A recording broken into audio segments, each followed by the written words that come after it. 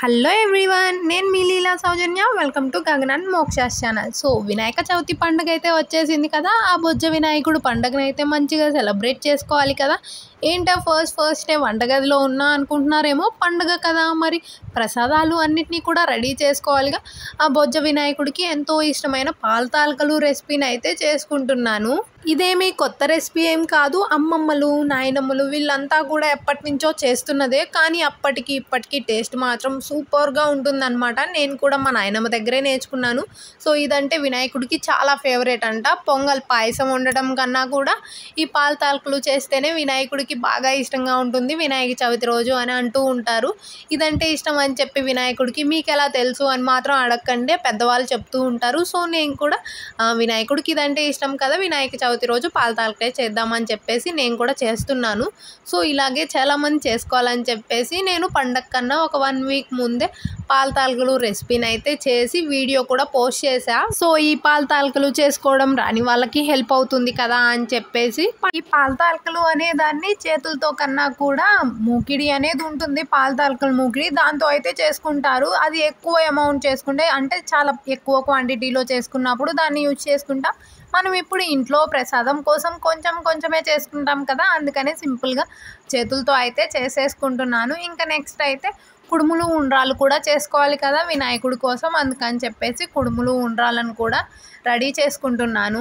పండుగ అంటేనే పిండి వంటలు, బోల్డ్ అన్ని రకాల వంటలు అయితే చేసుకొని ఎంచక్కా బొజ్జగన్పై పేరు చెప్పుకొని మనం కూడా హాయిగా అయితే లాగిచ్చేయచ్చు. కానీ పండుగ రోజు ఈ పనితోనే ఫుల్ హడావుడిగా వంటగదిలోనే సగం టైం అయితే కంప్లీట్ అయిపోతుంది. ఇంకొక సగం టైం అయితే పిల్లల్ని రెడీ చేయడంలోనూ, పూజ చేసుకోవడంలోనూ, ఇలా పండుగ అనేది కళ్ళు మూసి తెరిచే లోపల ఒక కళలాగా అయితే అయిపోతుంది కళ్ళ ముందే. ఇంకా నెక్స్ట్ అయితే ప్రసాదాలన్నీ పూర్తి చేసుకొని రెడీగా పెట్టుకొని వినాయకుడిని పెట్టుకోవడానికి అయితే పూజ గదిలోకి అయితే వచ్చేసాను. ఇలా బేసిన్లో అయితే పెట్టుకుంటున్నాను, ఈజీగా ఉంటుంది పత్రిక ఇవన్నీ కూడా పక్కకి పడకుండా అని చెప్పేసి. సో బేసిన్కి అయితే మంచిగా పసుపు రాసుకొని కుంకుమ బొట్లు అయితే పెట్టుకొని ఇంకా పత్రికను అయితే పెట్టుకొని వినాయకుడిని అయితే పెట్టేసుకున్నాను. పత్రిక అంటే ఏం లేదు, రకరకాల ఆకులన్నిటినీ కూడా తీసుకొచ్చి వినాయకుడికి అయితే పెట్టి పూజ చేసుకోవాలి. ఈ పత్రిక అనేది ఖచ్చితంగా పెట్టాలి, అప్పుడే పూజ అనేది కంప్లీట్గా ఉంటుంది. పత్రికలో కూడా గడ్డి ఉంటుంది కదా, గరిక పీసులు, ఇవైతే ఇంకా ప్రత్యేకం అన్నమాట, వినాయకుడికి ఎంతో ఇష్టమైనవి. సో వాటిని అయితే అస్సలు మిస్ అవ్వకుండా మంచిగా అయితే పెట్టుకుంటున్నాను. మన పెద్దవాళ్ళు పాటించే ప్రతి పద్ధతిలోనూ ఏదో ఒక అర్థం ఖచ్చితంగా ఉంటుంది కదా. ఈ పత్రిక పెట్టుకోవడం కూడా ఇంచుమించుగా అలాంటిదే అన్నమాట. మన ప్రకృతిలో మన అందుబాటులో ఉన్న ప్రతి ఆకులోనూ మెడికల్ వాల్యూస్ అయితే ఉంటూ ఉంటాయి. అవన్నిటినీ కూడా తెలియజేయడం కోసమే ఈ పత్రిక ఇవన్నీ పెట్టుకోవడం అంట. ఈ పత్రిక పెట్టడం వల్ల ఇంకొక యూజ్ కూడా ఉంటుందంటే, ఈ పత్రిక అనేది వినాయక చవితి రోజు పెట్టుకుంటాం కదా, ఆ రోజు ఫుల్ హడావుడిగా కొంతమందికి బంధువులు కూడా ఉంటూ ఉంటారు, ఇంకా పిల్లలు అది హడావుడిగా తిరుగుతూ ఉంటాం కదా. సో బ్యాక్టీరియా అలాంటివి ఏమైనా ఇంట్లో ఉన్నా సరే మొత్తాన్ని కూడా ఈ ఆకుల నుంచి వచ్చే మెడికల్ వాల్యూస్, ఇంకా ఈ ఆకుల నుంచి వచ్చే ఫ్రెష్ ఎయిర్ అనేది మన ఇంట్లో ఎయిర్ని కూడా ప్యూరిఫై చేసి ఇల్లంతా కూడా మంచిగా రిఫ్రెష్ అనేది చేస్తుందంట. సో నాకు తెలిసినంత వరకు అయితే నేను చెప్పాను, ఇంకా ఏమైనా ఉపయోగాలు ఉంటాయేమో, మెయిన్ కారణం ఏంటి అని అయితే నాకు తెలియదు. ఇంతవరకు అయితే నాకు మా అమ్మ వాళ్ళు అయితే చెప్పారు. సో నాకు తెలిసిందైతే మీతో షేర్ చేసుకున్నాను. ఇంకా నా బొజ్జగనపైకి పత్రిక అంతా కూడా పెట్టి అలంకరించుకోవడం, పూలన్నీ కూడా పెట్టుకొని అలంకరించేసుకున్నాను.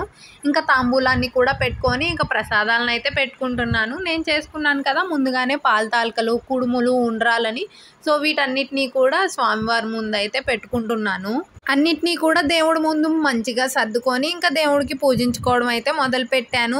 చక్కగా దీపారాధన అయితే చేసుకుంటూ నాకు వచ్చిన శుక్లం వరదరం అయితే పాడేసుకున్నాను. అంతకన్నా పెద్దగా మంత్రాలు అయితే ఏమీ రావు. ఇంకా గణపయ్య, బొజ్జ గణపయ్య అనుకుంటూ పూజనైతే ఇలా పూర్తి చేసుకున్నాను. ఇంకా అదైతే శనివారం రోజు కదా వినాయక చవితి వచ్చింది. నేనైతే ప్రతి శనివారము కూడా వెంకటేశ్వర స్వామికి అయితే పూజ చేసుకుంటాను. ఇంకా అందుకని ఆ రోజు స్కిప్ చేయకుండా వెంకటేశ్వర స్వామికి కూడా ఇంట్లో అయితే ఇలా దీపారాధన అయితే చేసుకున్నాను. ఇంకా మా చిన్నప్పటి నుంచి కూడా వినాయక చవితి రోజు మా అమ్మ అయితే మా బుక్స్ అన్నిటినీ కూడా వినాయకుడి ముందు పెట్టి పసుపు రాసి కుంకుమ బొట్లు అయితే పెట్టేది పూజలోకి. సో అదే అలవాటున నేనైతే ఇప్పుడు మా పాప బుక్స్ అయితే పెడుతున్నాను వినాయకుడి ముందు. చిన్నప్పుడు అయితే చాలా అల్లరి చేసేదాన్ని, మమ్మీ ప్లీజ్ బుక్స్లో అలా పసుపు కుంకాలు రాయకు, టీచర్స్ ఊరుకోరేమో మమ్మీ ప్లీజ్ మమ్మీ అని చెప్పేసి. కానీ ఇప్పుడు నేనైతే మా పాపకి సేమ్ రిపీట్ చేస్తున్నాను. తన బుక్స్లో నేనే శ్రీ అని, ఓం అని ఇలా రాస్తూ పసుపు రాసి కుంకుమ బొట్లు అయితే పెడుతున్నాను. ఇంకా పూజ చేసేటప్పుడు చేతికి కంకణాలు కూడా కట్టుకుంటాం కదా, నేనైతే నా కంకణాన్ని కట్టేసుకొని మా పిల్లలిద్దరి కోసం కూడా తయారు చేసి దేవుడి ముందు అయితే పెట్టాను. వాళ్ళకు కూడా తర్వాత కడదామని చెప్పేసి. పిల్లలిద్దరూ కూడా అత్తయ్య దగ్గర ఆడుకుంటుంటే నేను ఒక్కదాన్నే అయితే దేవుడి పూజని ఇలా ప్రశాంతంగా అయితే చేసుకుంటున్నాను. ఇంకా ఆఖరిగా పూజ అంతా కూడా పూర్తి చేసుకొని కొబ్బరికాయ కొట్టి హారతి అయితే ఇచ్చి ఇలా పూజను అయితే ముగించుకున్నాను. పూజ గదిలో ఉన్న దేవుడి పటాలన్నింటినీ కూడా ఇలా పువ్వులతో అలంకరిస్తే ఎంతో అందంగా ఉంటుంది కదా. నాకైతే 2 కొళ్ళు సరిపోలేదన్నమాట, అంత అందంగా అయితే అనిపించింది ఈరోజు నాకు మా పూజ గది. ఎంతో చక్కగా ఎరుపు పసుపు రంగు పువ్వులతోటి చక్కగా అయితే అలంకరించాను. ఇంకా నా పూజ అంతా కూడా పూర్తవ్వక ముందే తాంబూలంలో పెట్టిన యాపిల్ అయితే మా పిల్లలు అయితే తీసుకొని వెళ్ళిపోయారు. సో ఇంకా మోక్షాన్ని అయితే ఇలా రెడీ చేశాను. ఫుల్ అల్లరి చేసేస్తుంది రెడీ అయిన తర్వాత. మోక్ష ఎప్పుడు కూడా చాలా సింపుల్గా అయితే రెడీ చేస్తూ ఉంటాను, ఎందుకంటే ఊరికే క్రాంకీ అయిపోతూ ఉంటుంది. ఏదన్నా మెస్సీ డ్రెస్ వేసానంటే ఇంకా నా సంగతి అంతే అనమాట. ఇంకా అందుకనే తనైతే సింపుల్గా రెడీ చేసా. ఇంకా గగను మోక్ష ఇద్దరు కూడా చాలా అల్లరి చేస్తూ ఎంతో ముద్దుగా అయితే అనిపించారు నాకు. నాకైతే ఈ వినాయక చవితి రోజు పిల్లలిద్దరితోటి చాలా చాలా సరదాగా అయితే గడిచిపోయింది. పిల్లలిద్దరూ కూడా చాలా అల్లరి చేస్తున్నారనమాట. ఒకళ్ళంటే ఒకళ్ళు పోటీ పడుతూ నా దగ్గరే ఉంటున్నారు. ఇంకా పండగ అంటే పూజ పూర్తయింది దాకా కూడా ఏమీ తినకుండానే ఉంటాం కదా. సో పూజ పూర్తయిన తర్వాత అయితే ఏం చేసుకున్నాము వాటిని అయితే స్పెషల్ రెసిపీస్ తింటాం కదా. సో నేను కూడా పూజ పూర్తయిన దాకా ఏం తినలేదన్నమాట. ఇంకా పూజ అంతా కూడా పూర్తి చేసుకొని ఫైనల్గా అయితే ప్రసాదాన్ని అయితే తింటున్నాను. దేవుడి కోసం చేశాను కదా పాల తాలికలు, దాన్ని అయితే ఎంజాయ్ చేస్తూ తింటున్నాను. చాలా టేస్టీగా కుదిరిందనమాట. ఇక నెక్స్ట్ అయితే పిల్లలిద్దరిని కూడా తీసుకొని మా ఊర్లో పిల్లలందరూ కలిసి వినాయకుడు బొమ్మను పెట్టారనమాట. ఆ బొమ్మ దగ్గరికి అయితే వెళ్దామని చెప్పి పూల బుట్టను తీసుకొని దాంట్లో కొబ్బరికాయ పూలు పూజ సామాన్ ఇవన్నీ సర్దుకున్నాను. సో ఇంకా వెంటనే నేను ఎక్కడికో బయలుదేరిపోయానని చెప్పేసి మోక్ష అయితే వచ్చి అల్లరి చేస్తూ నా దగ్గరకు అయితే వచ్చేసింది. ఇంకా నెక్స్ట్ అయితే మమ్మీ నువ్వు మోక్షని ఎత్తుకున్నావు కదా, నేను పూజకి పూల బుట్ట తీసుకొస్తా అని గగర ఎంత చక్కగా మోసుకొని వచ్చిందో నాకు హెల్ప్ చేస్తూ ఇంకా బొజ్జ వినాయకుడి దగ్గరికి పిల్లలు పెట్టిన విగ్రహం దగ్గరకు అయితే వచ్చేసాము. నాకు ఇంట్లో పూజ చేసుకోవడానికి పిల్లలతోటి లేట్ అయిపోయింది. టైంకి వెళ్తానో లేదో అనుకున్నాను కానీ కరెక్ట్ టైంకి అయితే వచ్చా అనమాట. జస్ట్ అప్పుడే పూజారి గారు అయితే వచ్చి పూజను అయితే స్టార్ట్ చేస్తున్నారు. ఇంక ఈ పిల్లలందరూ కలిసి చందాలు వేసుకొని అయితే ఈ విగ్రహాన్ని పెట్టారనమాట. సో వీళ్ళకి పెద్దోళ్ళు కూడా చాలా మంచిగా అయితే సపోర్ట్ చేశారు. ఇంకా పూజారి గారు అయితే వినాయక చవితి కథని కూడా చెప్పారు. ప్రతి సంవత్సరం వినే కథ అయినా కూడా నాకెందుకనో ప్రతిసారి కూడా కొత్తగానే అనిపిస్తూ ఉంటుంది. ఇంకా పూజ అంతా కూడా పూర్తయిన తర్వాత పిల్లలందరినీ కూడా ఇలా ఒకసారి వినాయకుడు బొమ్మను అయితే కదిలించండి అని అయితే చెప్పారు. ఇంకా నేను కూడా పూజ దగ్గర నుంచి ఇంటికి వచ్చిన తర్వాత డ్రెస్ అది చేంజ్ చేసుకొని మా ఇంట్లో పెట్టాం కదా గణపయ్యని, నేను కూడా ఒకసారి అయితే గణపయ్యని ఇలా కదిలించాను. కదిలిస్తే ఎప్పుడైనా సరే నిమజ్జనం అయితే చేసుకోవచ్చు.